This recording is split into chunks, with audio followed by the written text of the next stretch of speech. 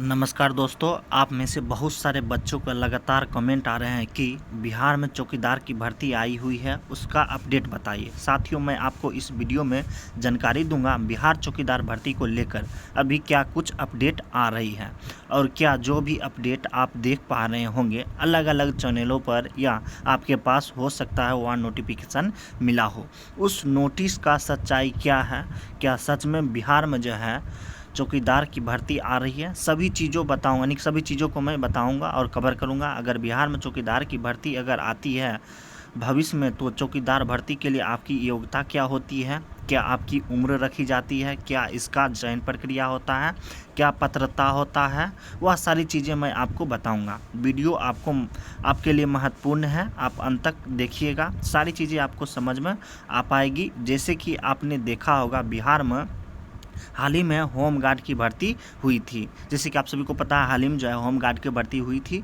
तो home guard की भर्ती आपने देखा होगा कि हर जिला के लिए जो जिला वाइज जो भर्ती हुई थी। अगर बिहार में चौकीदार की भी भर्ती आती है ना, तो उसे अकॉर्डिंग जो है उसी तर्ज पर जो है जिला जो है वह ही कंडक्ट करवाई जाएगी, यानी कि जिला में ही कंडक्ट करवाई जाएगी। और यह ध्यान रखिएगा कि बाकी अभी जो एक नोटिस वायरल हो रहे हैं अलग अलग चैनलों पर भी आपने देखा होगा, वह नोटिस जो है कहीं से भी ऑफिशियली नहीं है। जी दोस्तों, कहीं से भी ऑफिशियली नहीं है, यह ध्यान रखिए। वो बनाई हुई नोटिस है, अभी आपको वेट करना होगा। विभागीय नोटिफिकेशन जब भी आता है तो हम लोग आपको अपडेट देते ही हैं, और जो भी ऑफिशियली नोटिफिकेशन होता है मैं आपको लिंक भी उपलब्ध करवाता हूँ। उस नोटिस को मैंने हर जगह छानबीन किया, हर जगह से छानबीन किया, कहीं भी विभागीय जो वेबसाइट पर नहीं है, विभागीय जो सूत्र है कहीं से भी वह मैच नहीं खा रहा है। तो मैंने उस नोटिस को बिल्कुल जो है फेक घोषित करता हूं। यह जो नोटिस आप लोग देखे होंगे वह बिल्कुल जो है फेक है।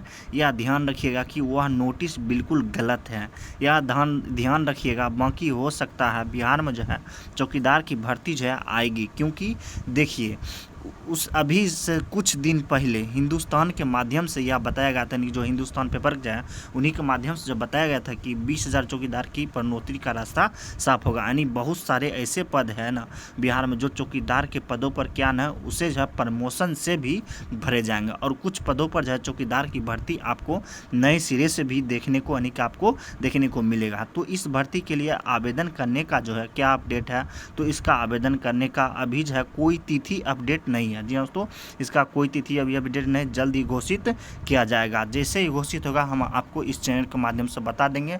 फिलहाल आप लोग को मैं यह अपडेट देता हूं, जैसे ही यदि भविष्य में चौकीदार की वैकेंसी आती है तो उसमें कौन कौन सा डॉक्यूमेंट लगेगा, इसका चयन प्रक्रिया क्या है, सारी चीज़ मैं इस वीडियो में चलिए बता देता हूँ। यदि भविष्य में आते हैं तो देखिए दोस्तों, यदि भविष्य में आप लोग को चौकीदार की वैकेंसी आएंगी तो उसमें पदों की यदि बात कर ले तो 10,000 से आप लोग को 15,000 के बीच में देखने को मिल सकता है। इन पदों की नियुक्ति जो है जिला स्तर पर की जाएगी और पंचायत आधारित चौकीदार के रूप में काम करना होगा। तो समझ गए, इसमें कम से कम 10,000 से 15,000 आप लोग को पदों को देखने को मिलेगा। यदि शैक्षणिक योग्यता की बात करें तो इसमें शैक्षणिक योग्यता में देखिए साइकिल चलाने का ज्ञान आप लोग को होना चाहिए, यानी कि कहें तो साइकिल चलाने में आप लोग को निपुण होना चाहिए। वहीं बात करें महिला अभ्यर्थियों के लिए तो इस शर्त से छूट दी जाएगी, यानी जो महिला अभ्यर्थी है उनको छूट दी जाएगी। यदि बात करें समान अंक वालों की स्थिति में जन्म तिथि के आधार पर वरीयता दी जाएगी। यदि कोई भी स्टूडेंट मान लीजिए यदि किसी को 350 नंबर मैट्रिक में, और जो यानी कि 2 स्टूडेंट सेलेक्ट लिए, 2 स्टूडेंट में से दोनों को 350 नंबर है, तो उनको देखिए क्या होगा उस टाइम, जिनका जन्म तिथि पहले होगा, जिनका उम्र ज़्यादा होगा, उनको जो है सेलेक्ट लिया जाएगा। तो समझ गए, यह था चयन यानी कि जो चयन प्रक्रिया है वह है। यदि बात करें निम्न जो यह वैकेंसी आएगी, इसका यदि हम न्यूनतम आयु की बात करें तो इसका सामान्य पुरुष का 18 वर्ष रखा जाएगा, अधिकतम का 37 वर्ष रखा जाएगा।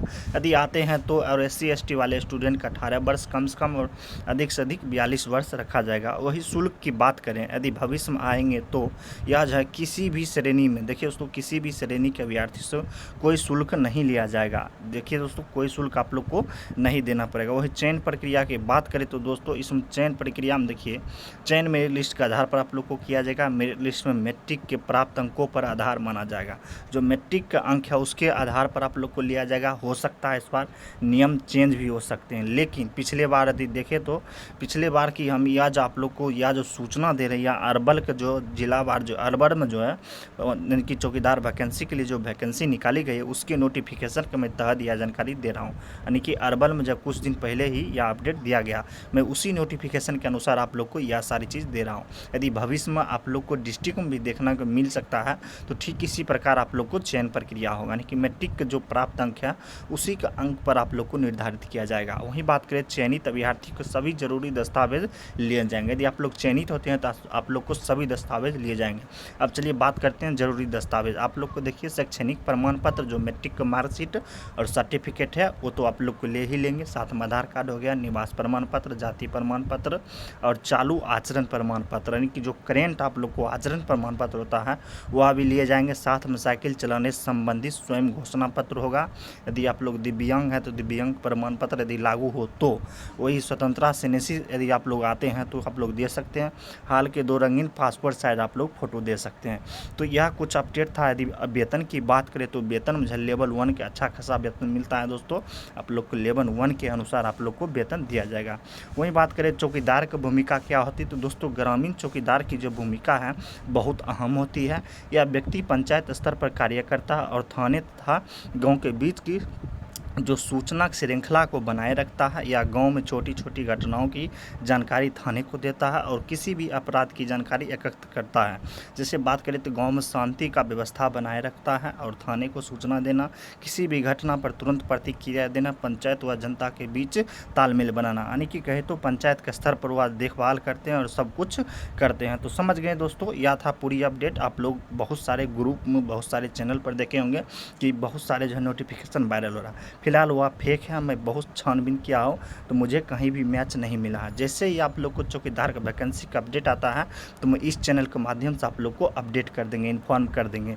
इसलिए आप लोग इस चैनल पर बने रहिए और इस चैनल का अभी तक सब्सक्राइब नहीं किए तो इस चैनल को सब्सक्राइब कर लीजिए, क्योंकि इस चैनल के माध्यम से आप लोग को हर एक अपडेट टाइम पर मिलेगा। चलिए दोस्तों फिर मिलते अगले दिन, तब तक के लिए जय हिंद जय भारत।